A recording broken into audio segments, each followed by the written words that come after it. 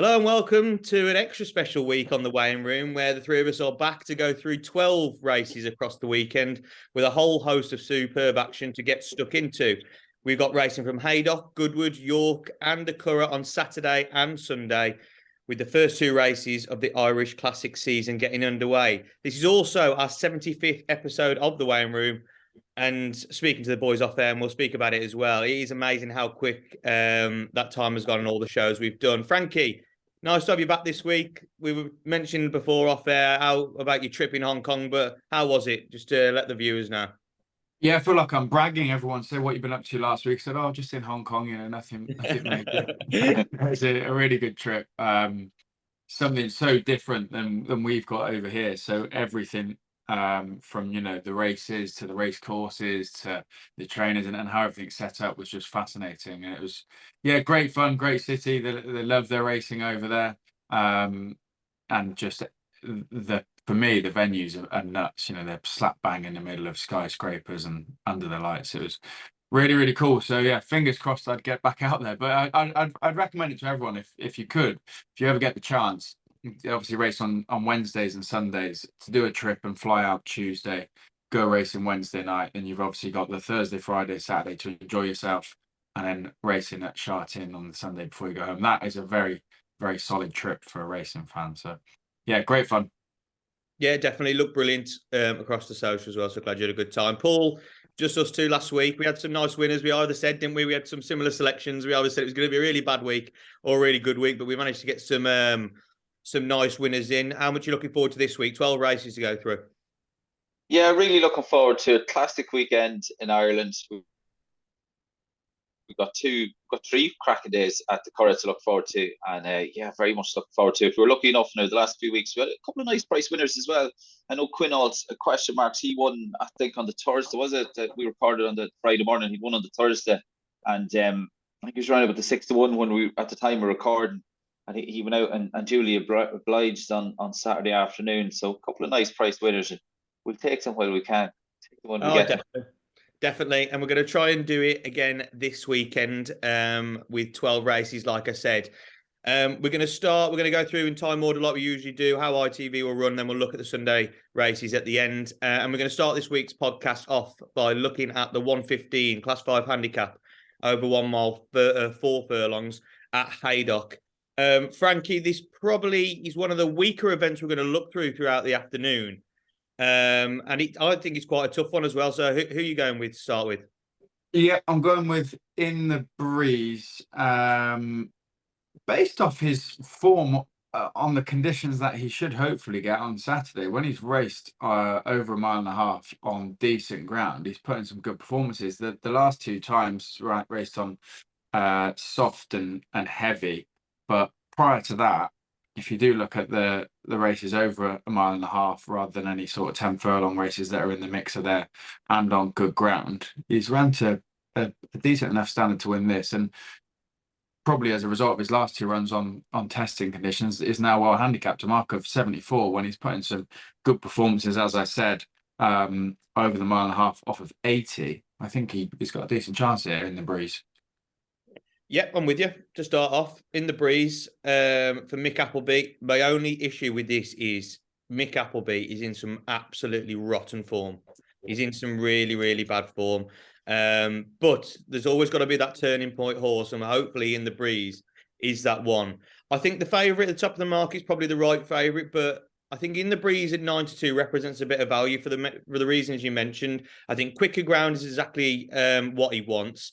Dropping in class, having been running in class 3s and 4s, and dropping it in the handicap mark to a mark of 74.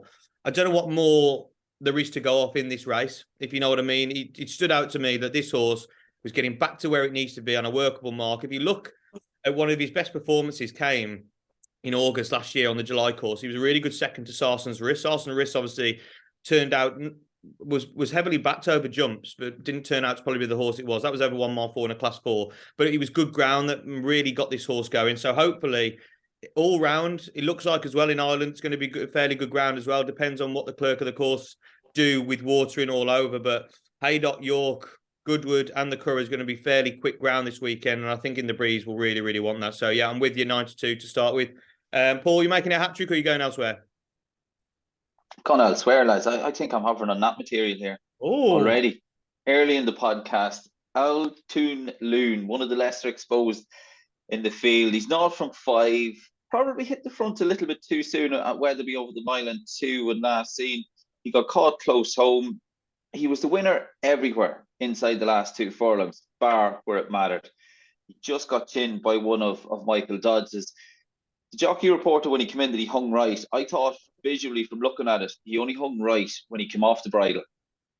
It was only his 5th start on the race course. I thought when he hit the front, he ran about a bit. He got a little bit green. He was in front, as I said, probably long enough.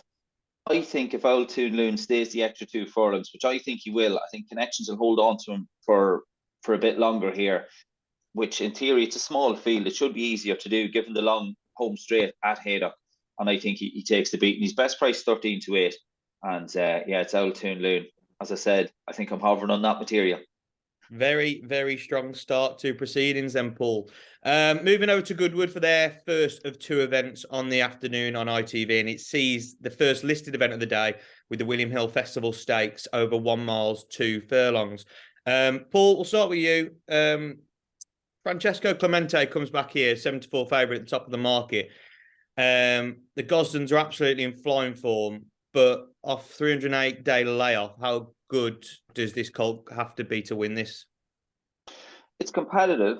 7-4 best price. I'd be looking elsewhere. I quite like Phantom Flight, who was he was a good winner. He was an impressive winner of a competitive handicap at York last season. He was fancied to make a successful seasonal reappearance in a listed event at Kempton back in April. He ran a little bit keen. He wasn't. Oh, he didn't look to be overly keen, but he was always doing a little bit too much. PJ McDonald's hands. He got stuck in. I don't think it made too much difference. He got stuck in traffic round in the home turn. I don't think that affected the results all that much. But he should strip fitter here, and it's currently best price at 92. It's Phantom Flight gets the nod for me. Yeah, Phantom Flight 9-2, and obviously James Horton's having his first runners again this weekend after all that's gone on with the John Dance saga, isn't it? So it's nice to see him back on track with some runners. Frankie, who took your eye in this one? Al Drama. I agree. The favourite could go and win this, but just probably trying to find a bit of value elsewhere because, like you said, a little bit short after a long layoff. Al Drama, I think, yeah, is potentially slightly overpriced. He's got some great form, although he hasn't won since the May Festival of 2021. He has been running plenty of good races. He was only 3/4 of a length second to Mutasabek at Newmarket. He was 3 lengths off Bayside Boy at Ascot. Come second in a couple of Group 1s, or come second in Group 1 and then down the field in another over in Maidan. So been knocking at the door in decent races, and this is a strong listed race, no doubt, but potentially more his level to go and win. So Al Drama for me. Yeah, 6-1, trying to take the value as well. I think this is I think the favourite is a Group 1 horse in waiting. I really think he could be special. I know what you mean. 7-4 could be quite skinny off the back of 308-day layoff, and he's obviously been a little bit fragile not to race at the back end of last season. But I really think this horse is very, very good. So even though it's a strong listed event, I'm going with the favourite Francesco Clemente. Unbeaten on all 3 of his starts last season. When beating Secret State easily on debut at Newmarket over a mile. He then backed that up at Sandown. Next time out, went up to 1 mile 2. And the second in that race went on to win a really good handicap at Glorious Goodwood, Agero. Landing the hat-trick when last seen on handicap debut on the July course off a marker 99. He absolutely bolted up by 9 lengths. So I know it was only a 4-runner event, but he absolutely battered the field. Like I said, I think he's a Group 1 horse in waiting. Phantom Flight's a very nice horse. King of Conquest's a nice horse. El Drama's a nice horse, but they're not Group 1 horses. And if I think how good this horse is, I've got to go with him. So Francesco Clemente for me to show just how good he really is. Right then, back over to Haydock for their second race of the afternoon on Saturday, and it sees the Betfred TV Nell Hook handicap over 2 miles. Frankie, who took your eye in this one? Very competitive again. First man for me. I'll be surprised as well if Paul doesn't think the same, with plenty of Dundalk form to his name. which could be the key. I mean, putting a lot of good performances at Dundalk before coming third at Leopardstown, and then was 8-1 at Newmarket for that. Is it Class 2? Is it Heritage Handicap? Yeah, Howden Handicap. Sorry. Didn't go at all on the ground.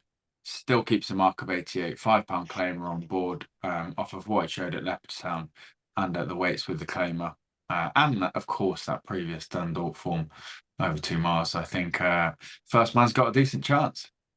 Yeah, first man 13-2, and I did tip him up actually for that Howden handicap, and he ran so poorly, but I think it was the ground. But I've jumped off actually. I've jumped off. So, Paul, we'll go to you first, and I think you've also gone with Frankie, aren't you? Or are you going against him? No, I've gone with Frankie. Yeah, as he mentioned, and we saw it last week on the pod how crucial the Dundalk form is. Held up last weekend, James. I can't believe you're jumping ship. Like, done you a good turn last week. You did, yeah. Back to this one. First man, it's like he's a hold-up performer. He does have to be ridden cold. I think the ground was the key the last time at Newmarket. It was testing conditions, didn't play to his strengths. When you look at his grass form, he's won at Bellewstown and Roscommon. I know Bellewstown was good to yielding. I'd say there was very little yielding in the ground at Bellewstown. Both tracks would be pretty quick in comparison to other venues. His Dundalk form is pretty good. He was a good winner back in December and January. Pretty impressive on both occasions. Like I said, he does have to be ridden cold. Comes from the back. We'll need a little bit of luck here. But yeah, I'm with first man. I would just be cautious of the favourite, Carzola's race at Doncaster. Be cautious of that form, in that it was on testing conditions and she ran out an easy winner. And on soft ground, that the distance can be often quite flattering on soft ground, but she clearly needs to be taken seriously. She's won her last 3, but yeah, 7-1. It's first man for me. So the two of you going for first man, and it'll hurt a lot if that horse wins, because I'm jumping off the Dundalk form and I'm jumping off that horse as well, having tipped up. But anyway, I've got a few ways to play this race. I'm not a massive one that actually goes out and lays horses, but I think if you have the field running against you here, I think you could probably lay the favourite, And I know this filly's coming in having won 3 on the trots. But like you said, Paul, the form's coming on softer ground. It's coming on the synthetic surface. I think Law of the Sea was very unlucky last time out in the Chester Cup and could run an absolutely massive race. I think it's well handicap off 91. I think first man will probably give a better run in this time on better ground. And my selection is the Max We Can, who at 15-2 was a much bigger price for this race and has been back continuously for this. He's getting slightly short now, and I did one a little bit bigger, but I still think he'll run a very good race. But the key to this horse for Charlie Johnson is fast ground. When he gets fast ground, he runs very, very well over this trip. He was a winner in August off a marker 92 at Ascot in a Class 2 handicap over 2 miles. That was during the Curragh Cup meeting. What did he get? Fast ground. What was his marker 92? He's only off a marker 93 for this run, getting very fast ground again. His final run of the season came at Newmarket in the Cesarewitz trial, ran no race at all. Not sure what happened, but I can put that behind him. He started this term off at Musselburgh in the Queen's Cup off the same mark when needing the run, and he's been dropped £1. So running off 93 here should be stripping much fitter, should be peak fitness, having his second run of the season. It's the fast ground that really, really drew my attention to this horse. So at 15-2 is an each-way play, but I think overall, I might have egg on my face, but I'm happy to lay this favourite and have the field running for me. Right then, back over to Goodwood for their second and final event on ITV, and it's the William Hill Harroways handicap over 7 furlongs. And it sees a good field go to post for this one. Paul, kick us off in this one. Yeah, good field, a competitive one. Cases could be made for the favourite Tafrees. Tom Marquand's mount would have a chance for Paul and Oliver Cole. The one I've gone with is Dark 30 for the Hannon team. James Doyle takes them out. Dark 30 made all to register. Just a second success in 9 starts at York last time out. He finished a good second at Newmarket the time before. Stall 11 would be a slight concern, but the trainer, the Hannon team, do like to have winners here at Goodwood. So Dark 30 gets a tentative nod here. He's currently best priced at 7-1. Yep, 7-1 chance was a really nice winner at York Dart 30 going from the front. Frankie, who took your eye in this one? The other Hannon horse I'm going with, Classic. It doesn't really jump off the page straight away, but you dig a little deeper, second to the Foxes on second start. Won nicely at Newmarket on the July course over 7, and then has since raced over a mile, and I don't think he quite stayed, and over 7 again on soft ground, and the trainer reported that the ground probably didn't suit that day. So I'm hoping that Classic's maybe still a little bit well handicapped on that earlier form, gets better ground, gets 7 furlongs, and hopefully puts in a good run. The Hannon team obviously probably fancy Dark 30 more with the jockey bookings, but at 14s, Classic, I don't think it's a bad each way bet. I think the thing with Hannon, and honestly, you can't take it at face value, because if he puts 2 horses in a handicap, like last week we saw Power Dress and Castle City, and Castle City finished 3rd. So I think sometimes he probably doesn't know. So I wouldn't let the price affect you like you have in this one. So I think, like you say, 14 to 1's a bit of value. I've also gone for one at a bigger price, 12 to 1. It's Urban Sprawl for Charlie Johnson. I'm all aboard the Charlie Johnson bus this weekend, all over. But yeah, winning back-to-back races at the back end of last season at Sandown and Ascot, over 7 furlongs off marks of 79 and 81. He's been since twice this season trying to keep the form up. And he made a really good season debut at Musselburgh. Good second behind the progressive Gincident for Richard Fahey. And then next time out off the same mark on soft ground at Chester, he ran a fair 3rd. I didn't think that was a bad run on ground. He probably doesn't want. He runs off £1 higher here, mark of 85. Getting back to better ground, I think, will play to his strengths. Joe Fanning takes the ride. And I think he could outrun 12 to 1.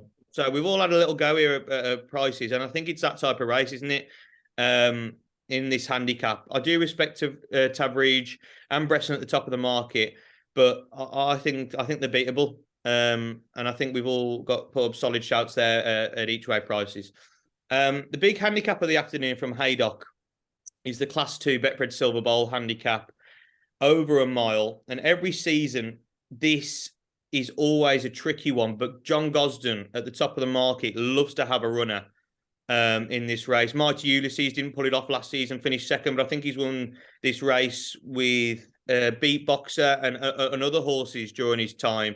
And he has Covey at the top of the market this season at 3 to 1. Gincident, who I just mentioned, who had a bit of form with Urban Sprawl, 13 to 2, second favourite.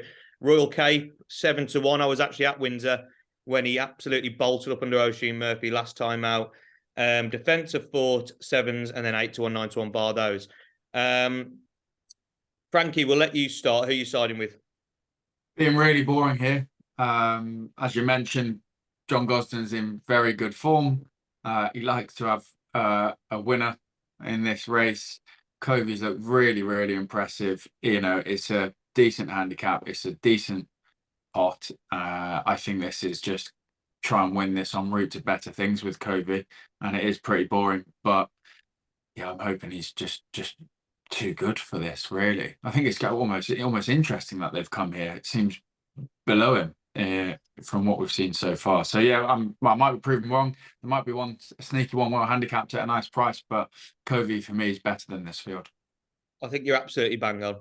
I tried to take this horse on, but I think off a mark of 90, this horse could be a Group 2, Group 1.5 horse, let's say. I don't know if he'll ever reach the heights of being that proper Group 1 horse, and I'm happy to be proved wrong, because the way he's run his last 2 races, you presume he's going to be very, very good. But if you just look at the horses that Gosden has put into this race, I think Covey fits that mould absolutely perfectly.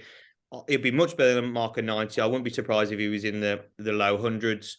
I think so. Effectively, I think he's got £10 in hand, and when we're going into a handicap, if you've got £10 in hand, you've got to go with that horse. I think 3 to 1 actually is a cracking price for how good I think this horse could actually probably be. And his last run was basically a piece of work, wasn't it? The way he cruised to the front and went and won. He hasn't really been tried that hard, so I think there's much more to come from this horse. And I know it's boring, but I think Covey could be actually really nice bet at the top of the market at 3 to 1. Paul, I presume you're going to probably go for a bigger price take on the favourite? Yes, I think Covey's biggest danger could be himself. I was really impressed with his victory at Newmarket 2 starts back under Frankie. He wore the hood. I don't see the hood declared here on Friday morning. I can't see the HUD declared here for Covey, so that to me would be a slight concern. I think he's a horse that he's by Frankel. They can be a little bit hot. I think Covey likes to get to the head of affairs and just drops anchor at the front of the field once he's a length, 2 lengths clear. I don't think he's going to have that luxury here. He could be he's obviously potentially quite smart. He's been very impressive in his last 2 victories, but I think in a race where he could get pestered for the lead, he could have a hard time of things in the first 3 furlongs, half mile or so. I'm going to take him on in the anticipation that the race might just fall apart. And for that reason, I've gone with Gincident, who ran out a comfortable winner under Rushdie at Musselburgh last time out. They were just on ground that they were just kicking the top off. They had a bit of rain or what have you, and they were taking the top off. It's going to be quicker here. I think if he handles the quicker conditions, best price 13-2. Neil Callan takes the mount. I'm going with Gincident against the favourite. Yeah, Gincident 13-2. I think it's got a solid each way chance. And don't you think Gincident's an absolute cracking name for a horse? I think it's absolutely one of the better names out there. So yeah, I really like that 13-2 chance. Right then, we're going to go over to York now then for the 3rd race course we're going to cover on this week's pod. And the first race from York on ITV sees the William Hill Epic Boost handicap over 5 furlongs. A tricky event full of horses who have previously taken on each other. Some this season, some on seasons before. Paul, who did you pick out? I have gone with Reigning Prophet, who has won 2 of his last 3. He only managed to beat 1 home when last tried at this level, but that was 2 starts ago at Goodwood, where he ran well for a large part of the race. Luke Morris was on board, but he just tired in the closing stages. And saying he only managed to beat 1 home, he was only beaten, give or take, around 3 lengths by the winner. Again, they were just taking the top off. It was on the soft side of good. Should appreciate the quicker conditions here. And Reigning Prophet gets a tentative nod for me in the 240 at York. Yeah, been in fairly good form, really, Reigning Prophet. So 8-1 chance for Ruth Carr. Frankie, who took your eye on this one? I'm giving 2 because I do hit a little patch of just favourites for the next 3 or 4 races. But I've just got to give a bit of value somewhere else. Maybe that Premier hour of racing they're talking about. If you sat on the sofa, we might get 5 fouls in a row. Corker, I think, is the right favourite. Just in terms of ratings, obviously, I know he's got to carry top weight, but I just think, again, he's maybe classier than this field and has brilliant York form. And we know how good Carl Burke is at getting these 5 furlong sprinters to win races like this. So Corker, I think, will be hard to beat, but if there was one that could maybe run into a place at an each way price, Squealer for the Tinkler team. I know they fancied this horse going to Chester and they think that it is well handicapped. That ground, or if you look at on Race Post, it's down as soft at Chester. It was horrendous ground that day and it just didn't stop raining. So didn't suit at all. Interesting that they've now targeted a class 2 handicap rather than a class 3. Like I said, I think some will probably just be a bit too classy for Squealer, but do think he's well handicapped and he gets the ground that he wants this time. Yeah, 16-1 each way chance, and then Corker at the top of the market, 7-2. I'm with you on Corker. I really, really like this horse for my sins because he's let me down a lot of times, but I am going to stick with him this time because I just think what he did at York last time out, and the problem you've got is he should have won that race and he's still gone up £3 for it. But he absolutely loves it at this track. His figures here, 2-7, 2-1, 3-2. Like, he rarely finishes outside the frame. The only problem he's got is he can fall out the stalls. And that in over 5 furlongs at York, if you fall out the stalls, your race is gone. So only lose by half a length last time when he cruised up the rail was an absolutely brilliant performance. I think this could actually be a listed group horse, like maybe a little group 3 horse going forward. So to be running handicaps off this mark, I think he's got to go and win. He's got some cracking form at York as well, like I mentioned with his figures. But last year, in the listed City of Wall Stakes, he was 3rd behind Royal Acclaim. Royal Acclaim's quite a nice sprinter. And then he also went on to win last season in the race he ran in when he was 2nd. So I think he's got a lot of good form. He has gone up £3, but drawn in amongst horses that have got a lot of pace here. I think if he finishes and he gets out the stalls and finishes like he did, I think he wins this. So Corker, who's tentative because he's a very tricky horse to train and ride. But yeah, Corker 7-2, I think is most likely winner in this field. One of the feature events then from Haydock on Saturday sees the Group 2 Sandy Lane Stakes over 6 furlongs. And it sees a classic field go to post this season. It's one of their bigger races of the day. And we have the favourite at the top of the market, Little Big Bear, 7-4, dropping back to 6 furlongs, having had no run whatsoever, really, in the 2,000 Guineas. Bradsell, the Royal Ascot winner, 7-2 for Archie Watson. Cold Case, who's been absolute serial winner for Carl Burke at 5-1. Al Dassim, the runner in Maidan, 15-2. Matilda Bacot drops in trip here, having run a cracker to finish third in the 1,000 Guineas. Millstream, 16-1, should have been a ring, 16-1. And the Riddler at 40-1, who also, I think, was a Royal Ascot winner. So a really, really good field going to post for this Sandy Lane Stakes. Frankie, who are you siding with? Little Big Bear for me. He was probably the most exciting 2-year-old, I think, for me last year.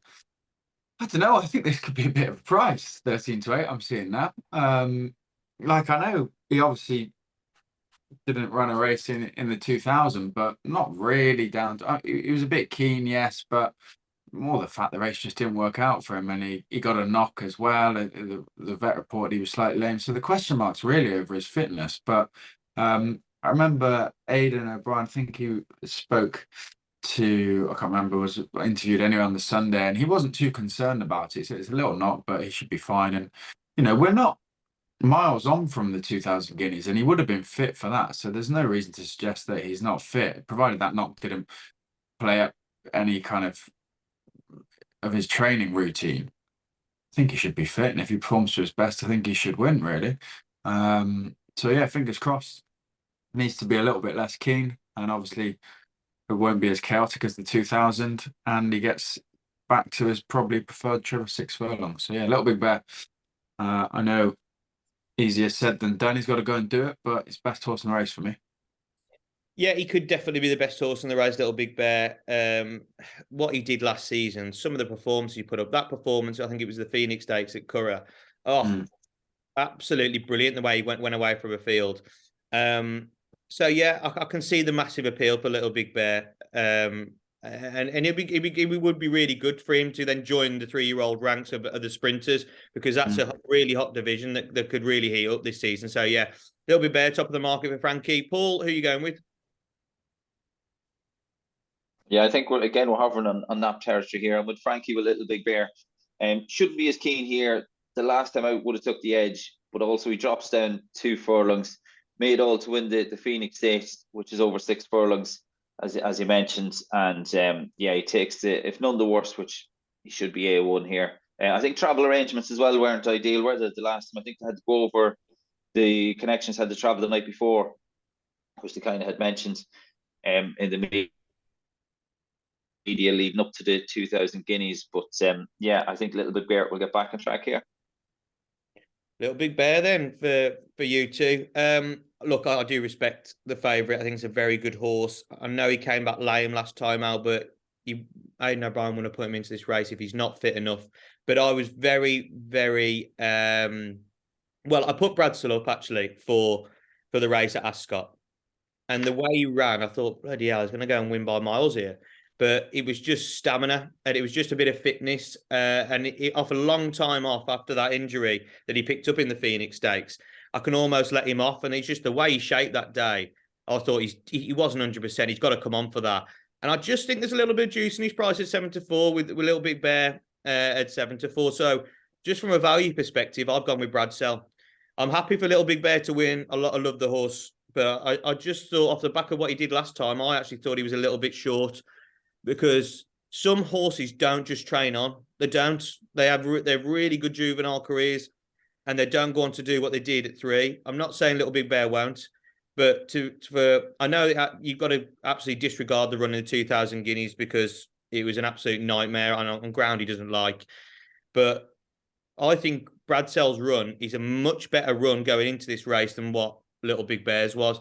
Off the back of that, what Bradsell did last year was absolutely superb. I know he's got to find the form with Little Big Bear, what he did in the Phoenix Stakes, but Bradsell got injured in that race and obviously was put away after that. But the form from the Group 2 Coventry Stakes, obviously Persian Force, Blackbeard, Royal Scotsman, we know what all they've gone on to do throughout their careers so far.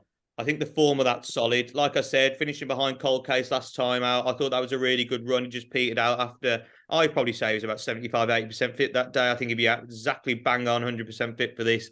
And I think the 7-2, I think there's a little juice in that. I like Cold Case as well, but I think he'll reverse the form with Cold Case. So even though I'm taking on a horse I like in Little Big Bear, I think Bradsell shaped lovely last time, and I think we'll kick on again this time. The big race of the day from York on Saturday is the 3:15 Group 3 William Hill Bronte Cup over 1 mile 6 furlongs. And we could have a real standout horse in this field, lads, with Mimic You at the top of the market, 5-4, obviously showing what she did last season. River of Stars, 11-2. Sea Flawless for William Hagger, 6-1. 11-1 one evening for John and Thady Gosden as well. They have another in here. It's 12-1 bar those. Paul, I'll let you start with this one. Mimic You, top of the market, 5-4. This looks a penalty kick, even under a penalty for me. Who are you going with? Yeah, I can't get away from the favourite, Mimic You. Group 3 level. She was no match for Emily Upjohn at Group 1 level at Ascot when last seen running in November. She is a Group 2 winner, and I think this daughter of Dubawi should appreciate the drop in grade here to Grade 3 level. Slight concerns are she wears the hood. It's her first start since October, so potentially she might race a little bit free. But if she settles, as the price reflects, Mimic You is the one they'll have to catch. Yeah, I think Mimic You is absolutely solid. Frankie, who are you going for? Yeah, same. As Paul said, you might have a few worries first time out, but the John and Thady Gosden form kind of counterbalances that a little, I'd say. And yeah, I mean, like, she's a Group 2 winner and dropping down into Group 3, but I don't even think it's a strong Group 3 bar her. It's a pretty weak field. So yeah, you're betting that she runs to her ability, really, and if she does, she should win. Yeah, I think we're harbouring that material here for me. I think Mimic You, she's got nearly what, over £10 on the official ratings, and she's only given £5 away. 1 mile 6 is definitely a trip. She showed last season at Doncaster over 1 mile 6.5 in that Group 2 Park Philly Stakes. She beat the likes of Ashada, Group 1 winner, Believe in Love, who won this race last season. And like you mentioned, Frankie, this is an absolutely rubbish Group 3. A lot of these horses in here aren't group level at all. Mimic You is. She's a Group 2 horse, and she's only giving away £5 to the field. If she's bang on fit and ready for this, and it's not just a stepping stone to elsewhere, I think she could even be about £5-6 below her best and win this. So to get a price of odds against and not odds on, I think I've got to make a very, very close to that material without giving too much away. But Mimic You, for me, Gosden's are in flying form as well. I think this will just be a stepping stone to greater things, and I think she can win this very easily. So Mimic You, the first time we've all agreed as well. So you can tell it's a tricky weekend. But yeah, the favourite hopefully goes in the last race of the afternoon. We're going to cover at York. Right then, Haydock's final event on ITV this weekend is their feature. An absolutely top event, as always. And basically the one that gets this card going, doesn't it? It is the Group 2 Temple Stakes. This horse over the last few years has been won by some nice horses. Obviously, Batash has won it twice on the trot to go on to bigger and better things throughout his career. And it is a race where we get to see a couple of different ages take each other on this year. We've got Putnam Queen at the top of the market, 7-2. 3-year-old filly who was brilliant last season. Twilight Calls, who I know we all liked last time out but didn't perform, for Henry Candy at 11-2. Dramatized 11-2 for Carl Burke, William Buick, another 3-year-old. Royal Acclaim 13-2. What she did at York last season was absolutely superb, and if she can kick on again as a 4-year-old, she has a big chance. Living the Dream 9-1 has run really well this season, and 14-1 bar those. Frankie, I'll let you start here.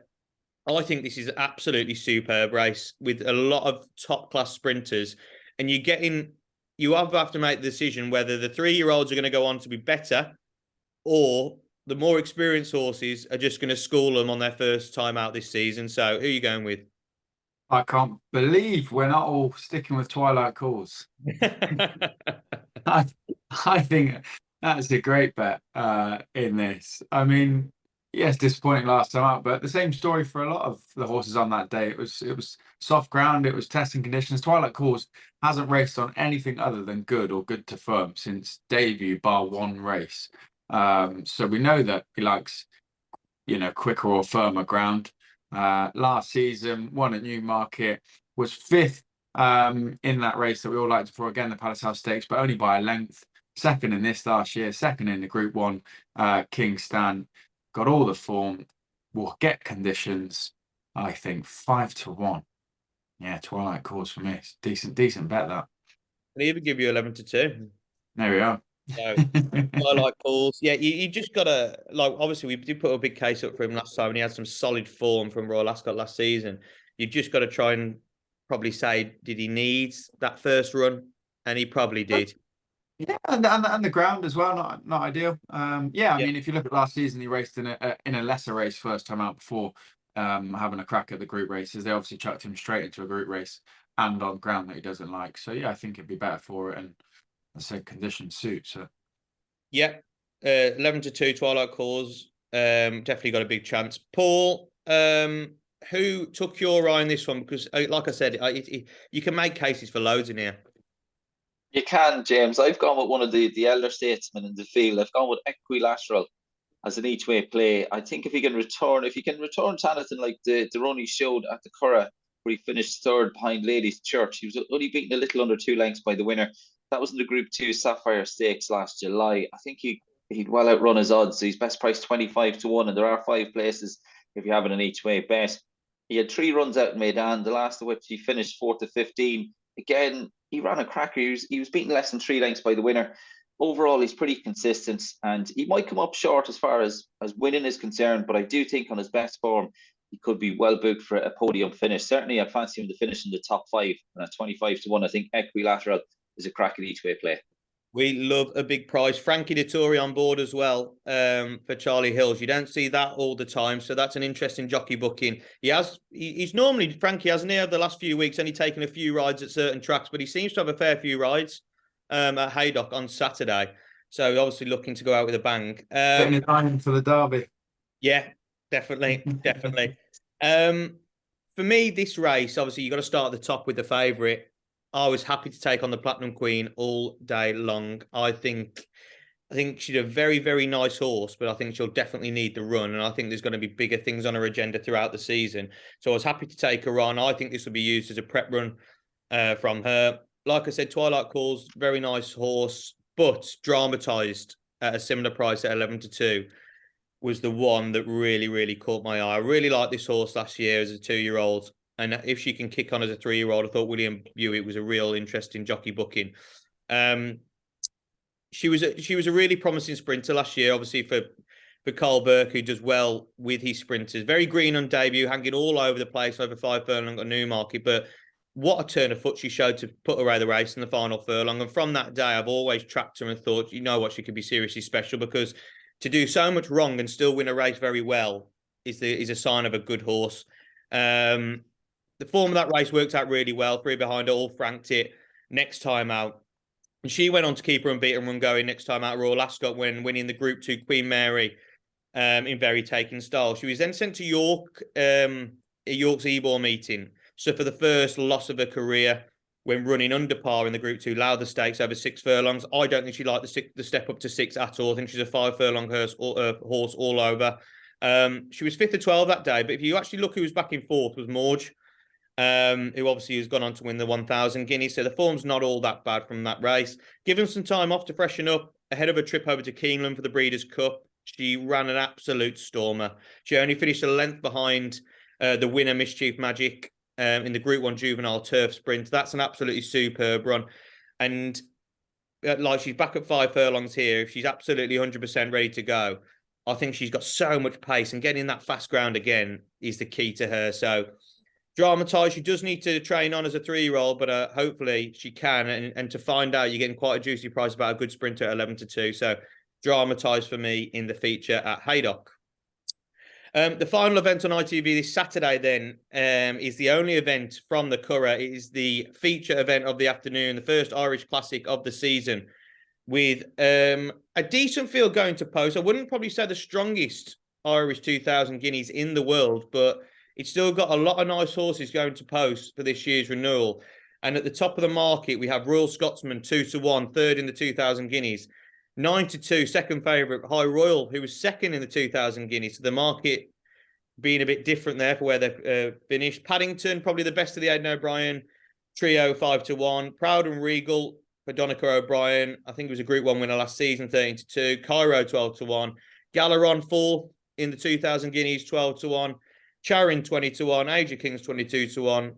33-1, bar those. Paul, we'll let you have first stab at this. Like I said, I don't think it's the greatest renewal of an Irish 2000 Guineas ever, but I think it's very competitive. It is very competitive, James. I'm looking to take the top couple on. I've gone with Paddington, who's the choice of Ryan Moore. He won his maiden over 7 furlongs at the Curragh, ran out a comfortable winner on testing conditions at Naas back in March.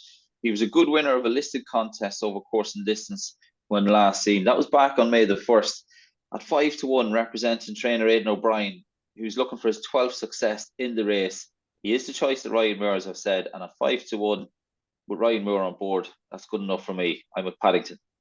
Yeah, like you said, Aidan O'Brien at this meeting's absolutely has cleaned up in this race, and 5-1 for Paddington, who's definitely his best chance.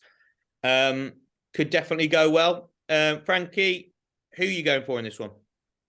Finding it tricky to go for one. Could mention about 5 in this.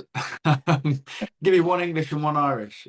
You can take an opinion that people will look at the 2000 differently, won't they? You'll either say that, look, Royal Scotsman has come a close second to Callaghan before, who's obviously then gone and won and probably didn't get the best trip, although not a bad trip, but maybe could have been ridden slightly closer to the pace, and might have finished ahead of High Royal if so.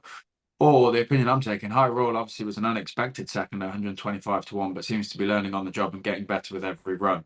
They got absolutely nothing to lose coming and have a crack at this, but I wouldn't be too surprised if we still saw a little bit more improvement from High Royal. So out of the top 2, I'd be going with High Royal. And then for the Irish, I quite like Proud and Regal, who, as you mentioned, was a Group 1 winner. Was 3rd at the Curragh in the race that Aesop's Fables went 5-4 favourite, went off 6-4 favourite last time when tried at 10 furlongs. I think they were maybe testing this out as a Derby horse and didn't quite fancy going up in trips, so have come back to a mile. But I just think he is a very good horse and definitely deserves his shot in this back to the mile trip. So they're not really that different in the betting at all. 4-1 and 11-2 I'm looking at, but High Royal and Proud and Regal were the top 2 for me. Yeah, I agree with Proud and Regal. I think a 13-2 for Donica, he has a great chance, but I thought this was very straightforward. And if I probably wasn't going to go for Mimic You, this would be very close as nap material, because I think Royal Scotsman absolutely bolts up in this. I think this horse is much better than everything in it. If you look what he did last season and then what he did in the 2000 Guineas, he had the most torrid run ever, and the way he flew off the pace in ground he doesn't like, definitely staying the mile, I thought was absolutely superb form. Don't get me wrong, the run of High Royal was very, very good, and he didn't have the clearest passage in the world as well, tracking Chaldean through. But just from the form from his juvenile races last season, obviously behind Noble Style and Wallbank, who are good horses over 6 furlongs, he on debut, then went to Goodwood, bolted up in a novice stakes, sent to Royal Ascot behind Bradsell and Persian Force over 6 furlongs, then went to Glorious Goodwood in the Group 2 Richmond Stakes, and won really easily again. We've seen twice more, when 5th of 12 in the Jim Crack, where I think we saw the first signs of him probably wanting to go up in trip then. And obviously in the Dewhurst he did, and went up to 7 furlongs and only finished, ahead second to Chaldean. If you actually look at that race before the 2000 Guineas, I would have wanted to go with Royal Scotsman more than Chaldean to stay the trip. But with the rain that was falling, you knew Chaldean would probably handle it from running on it last season. So I think that run was absolutely solid in the 2000 Guineas. I think on better ground coming here, I just think I'm really unsure what beats it. I know it's a decent race. You've got some nice horses in there. They're going to improve.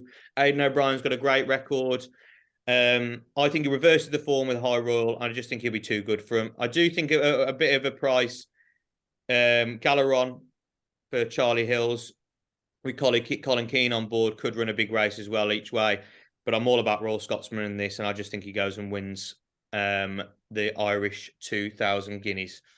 That's all the race on ITV covered then for Saturday. But we couldn't finish this week's pod without having a look at the big races from the Curragh on Sunday with 2 Group 1s to get stuck into. The first one is the Group 1 Tattersalls Gold Cup.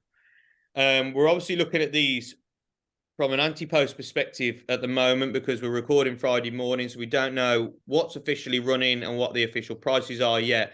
But we'll go off the anti-post prices, and we've currently got Baybridge at the top of the market, 7-4, Sir Michael Stout. Luxembourg, 3-1 for Aidan O'Brien, bit of redemption mission from his debut. And Mark, 5-1 for Owen Burrows, who had Hookham on Thursday evening. Superb performance to down Desert Crown. Point Lonsdale, does he come here? 12-1 off the back of his run at Chester. Buckaroo, 14-1 above the curve, 16s. And then you've got the types of Pisbadale, Lafayette at 33s and bigger above them. Frankie, at this stage, obviously, like we mentioned, anti-post, who took your eye?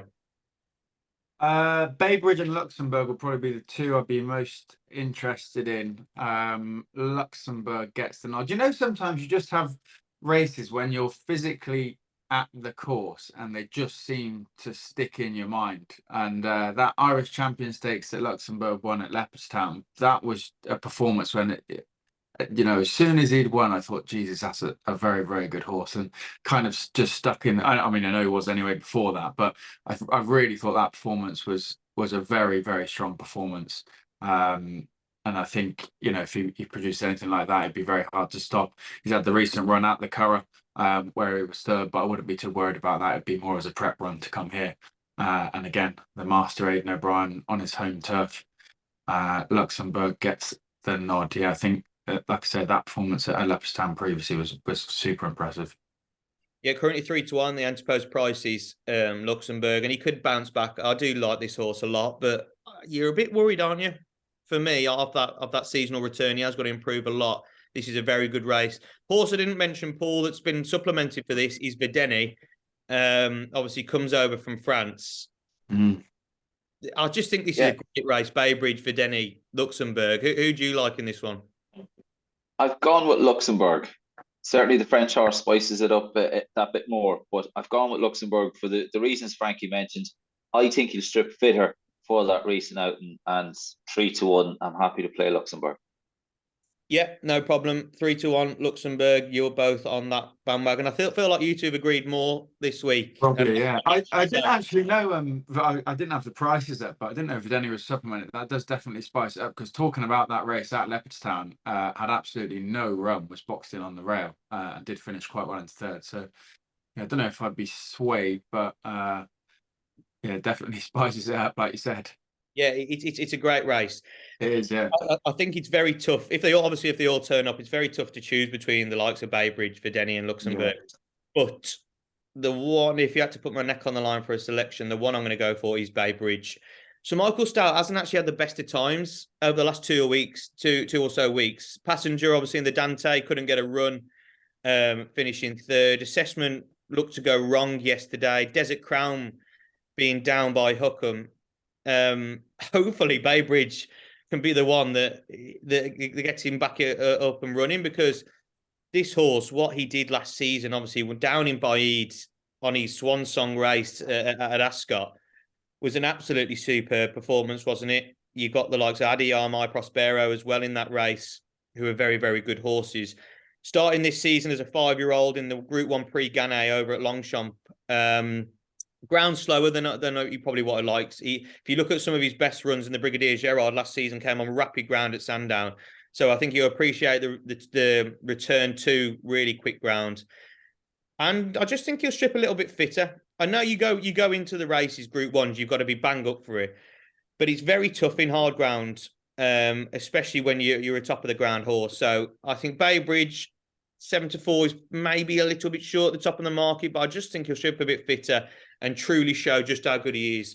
over this 1 mile, 2.5. I think Videni's the big danger, massively. I like Luxembourg, but I think Videni's the big danger. He did beat Videni last time in that Prix-Gannet with Videni back in fourth. But I think a lot of, from reading and stuff with French runners, Jean-Claude Rouget, a lot of his horses first time out definitely need the run. Videni's a superb horse. I think, well, if you did this race on softer ground, I probably would be going with Videni, because I think he has the edge in that ground, but he does handle quicker ground. It's a great race, but I'm just going to put my neck on the line with Bay Bridge. Right then, the final event, the 12th race of this podcast that we've covered a lot so far, is the second Irish Classic of the season, the Irish 1000 Guineas. And Tahira, 4-7 favourite at the top of the market for Dermot Weld. Meditate 7-1. Never Ending Story 7-1. And Jackie O 10-1 make up the Aidan O'Brien trio. Tarawa for Dermot Weld as well, 12-1. Eternal Side of 16 is a 25-1 bar those. Paul, will let you kick off. Is it as straightforward as it seems with a penalty kick for Tahira? I'm not sure it's a penalty kick, James, but I do think the 12th winner on the pod will be Tahira. She got the better of Meditate. She was very good. She was class against Meditate when they clashed in the Group 1 Meidler Stud Stakes at the Curragh last season. That was back in September. I thought she ran a cracker. Probably, maybe wasn't all that suited to Newmarket, but ran an absolute cracker against Mauge. As Frankie mentioned, we're not all that far on now from the Guineas at Newmarket. She had a hard race. So question marks would be just how hard a race she had at Newmarket. And if so, has that left a mark on her? But I think, you know, she should be, if she's come out of Newmarket well, all things considered, Tahira is the one they'll have to beat. Yeah, a star was officially born when she beat Meditate, because that performance was absolutely superb. She was unreal. Yeah, I'm with you. I know it's short Tahira. I just don't know what beats her. I thought in the battle with Morge, I thought she'd beat her. But it just shows how determined and gritty Morge is. She's a brilliant filly as well. I've got a slight thing that I don't think Tahira was actually 100% in the 1000 Guineas, you know. And I know it's weird to say when you're going for a classic. I think she'll be fitter here. I know, like you said, she had a tough race, but I think she'll be much fitter for that first run. And I just don't see what beats her. So I know she's short, but I'll keep it short and sweet. Tahira, I think she's an absolute superstar. I think she'll win Group 1 throughout the season. And I think she wins this to land her first Group 1 as a 3-year-old. Frankie, you going to make a hat-trick to finish? Yeah, quite straightforward. And yeah, I agree. I think Dermot Weld said he was hopeful rather than confident for the English 1000, because she wasn't, 100% fit. And I think this was always probably the actual target. And if she was good enough to go and win in England, then so be it. But I don't think, I think he did say that she, wasn't trained just for that English 1000. So it was a tough race, but provided she's fit and well, I think she does win. Yeah, we all sign off on the same note then. Hopefully you guys and does the business. Lads, that is all of the races covered from this week's pod. Haydock, Goodwood, York and the Curragh on Saturday and Sunday. I feel like we've covered a lot of racing there. Now it's all we need to do is put our naps up. Obviously, Frankie, you weren't here last week, but Paul, your nap was a non-runner. And you know, Frankie, what Paul's like, put one up in America. So and luckily mine at 8-1 landed Bertinelli for Aidan O'Brien. I also did like Modern Games, didn't I, that went in. So it was a bit of a double whammy for me last week. Hopefully I can make it 2 out of 2. But Paul, we're going to let you start this week. And hopefully this week's one runs. Who are you going for? Yeah, I wasn't as hot on some of my selections over the last couple of weeks. The last 2 weekends, I thought was quite competitive, tricky events. And as luck would have it, managed to pick it, managed to have a little bit of luck. I'm pretty sweet on my selections, on majority of my selections this weekend. I think I have pretty good reason as to why. But we mentioned the 12th winner of the podcast. I'm going to go back to the start. I think Old Toon will take the beating of that 115 at Haydock. Lovely stuff. I think you get 13-8 about that horse. So lovely stuff. Frankie, who are you going for? Little Big Bear for me. I think me and Paul had you on the back foot there, James, talking about Brad Sell. I think if fit and well, Little Big Bear was super exciting last year and hopefully is still as good as he was. Yeah, I think you did, to be honest. And like I said, I wouldn't mind if Little Big Bear went and won, because I really do like the horse. Okay, Little Big Bear for you. I am going to go with Mimic You over at York, 5-4. I'm not sure how that price is odds again. So I think she's got bundles of talent. I don't think she even has to be at her best to win this. I think it's an absolutely garbage Group 3, and she's a Group 2 horse.